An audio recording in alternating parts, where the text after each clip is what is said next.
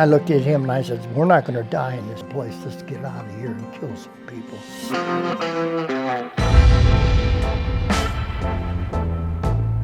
During the Vietnam War, the Special Forces soldiers of MACV-SOG carried out secret missions deep into enemy territory, and not just in Vietnam. The NVA moved freely over their neighbors' borders, but Americans were stuck playing by the rules, and the NVA took advantage of that. MACV-SOG was a secret group of Special Forces soldiers tasked with tracking down the NVA in places most Americans would never go.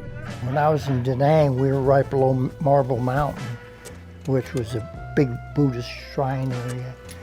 And we got overrun in 23 August. I was up there for a promotion board of all God. Fucking officers had to have something to fucking do, I guess. And we got hit by a Sapper. On 23 August 1968, the NVA launched a massive Sapper attack on MACV-SOG's Forward Operating Base 4, or FOB-4. The camp was not run like it was a goddamn, a top secret organization. Part of it was due to our senior leadership. It was a bunch of goddamn majors and light colonels trying to get promoted. This FOB wasn't a couple sandbags on the front line. This was MACV-SOG's command and control element for operations all throughout North Vietnam, and for when the NVA would move through northern Laos.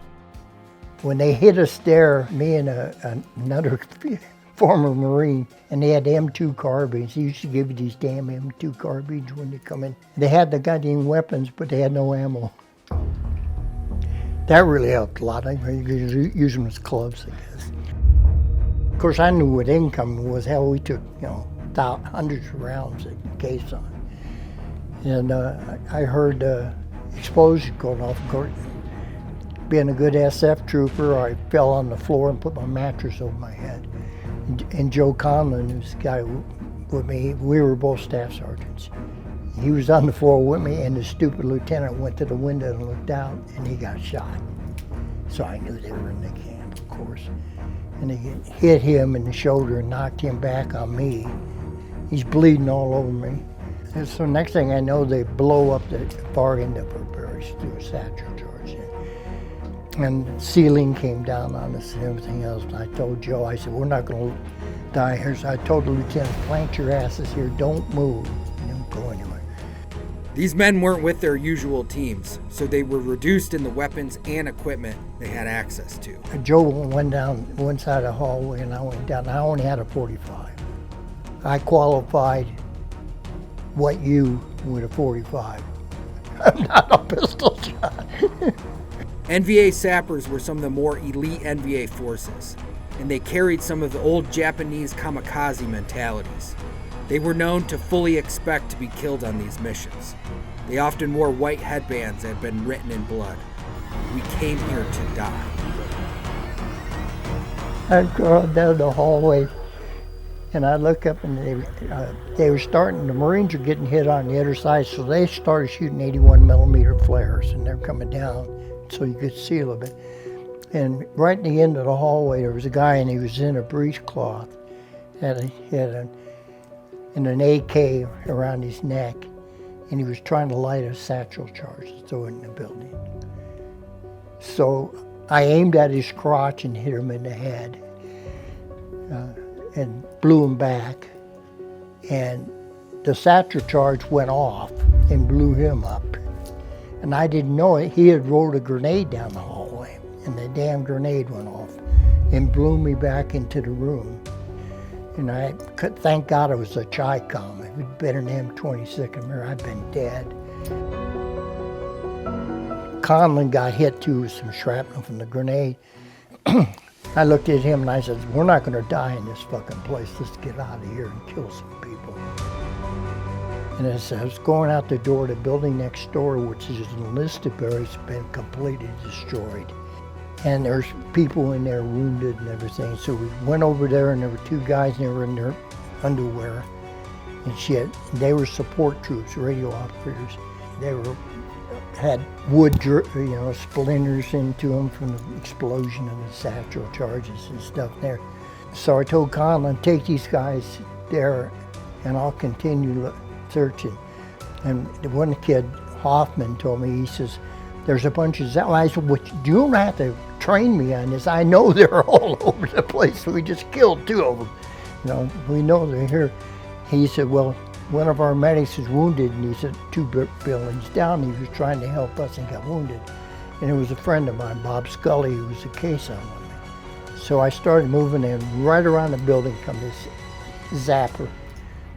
Almost ran into me. And I shot him and knocked him back. And he laying there twitching. I went over looking for his AK. I said, well, maybe he's got an AK. He had nothing but hand grenades and satchel charge, no AK. And I guess that's the only reason he didn't shoot me. The MACV-SOG Green Berets and their indigenous partner Special Operations Forces scrambled to their feet. They had to get organized, and they had to fight back. So I still went there, and I could hear a guy screaming. And his flares were still kind of, I could see him. He was over by the generator, and he was laying there. So I started crawling over to him, and he says, I said, I'm coming, Bob. He said, don't come, they're just using me as bait. Don't come, they're just using me. So like a good former jarhead, I didn't know the difference between not to come and come. So I kept coming towards him, and this guy jumps up behind him and started shooting at me and kicking up shit on me. And the only thing is, suddenly Conlon come back, and he started shooting at this guy and putting the shit. So he threw a hand grenade at me. So I threw myself over Scully. I got to Scully, and we both got shrapnel on our legs from it. So I started just shooting the 45 till it was empty. And I'd hit him through the throat, and Conlon had hit him through the arm and knocked him down and killed him.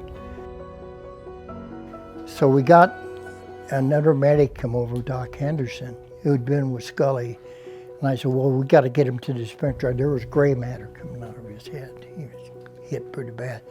We couldn't figure out how to carry him. And I says, so Conlon said, well, there's a door from the building that got blown up. We'll take the door and use it as a litter.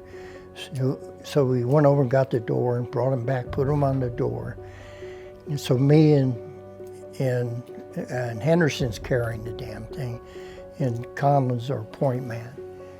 And we came around the hooch, came 2 Zappers.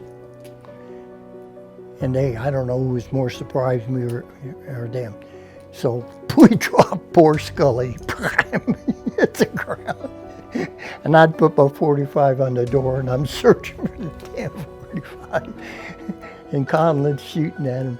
So we started shooting. We hit one of them, and they took off on us. They just left, thank God. So we got over to a Jeep that was picking up people and put them on the Jeep. And then they wanted to medevac me. They said, you know, you and I said, no, I'm fine. I just got shrapnel in me. But I look worse than I really was. So we went back out looking again for people, help. And went to this one, it was the officers' barracks, and the CEO from FOB2 was there. They had a commander's briefing. I said, okay, you guys can't stand here in your line of fire. We'll take you to a latrine, we can secure the latrine. So the colonel says, sounds like that's a good idea. And I almost said, yeah, no shit, Dick Tracy. Why don't you make a damn decision, Colonel? So anyhow, we got him over to the barracks. And I said, well, we'll bring the wounded back here. And I told Henderson he had an A2 bag, had his bag with him. You take care of him.